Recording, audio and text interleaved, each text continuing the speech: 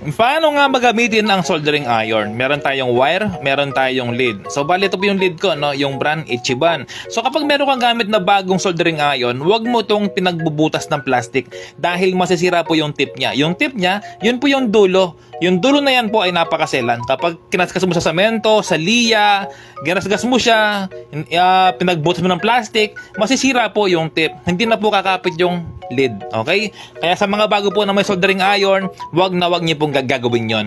Okay? Tapos, unang step, kailangan wala kang blower na katutok sa'yo. Yung fan, kailangan wala po kasi madaling matuyo po or madaling matuyuan yung lead natin, no? So, bali yon.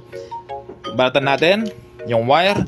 So, una, kailangan mo lagyan ng pondo yung wire. Kasi kung walang pondo po yung wire, napakahirap pong kumapit yan. Ayan, ponduin natin. Ayan, no? May pondo na, kahit konti lang, no? Na ganito po. Kapag may pondo na, kahit konti, ibig sabihin po okay na yan. Ayan, no? May pondo siya. So, ngayon, idikit na natin para may idea po yung iba. Ayan po, no? Tapos, wag mo nang alisin, wag mo nang hatakan. Tapos, pwede na.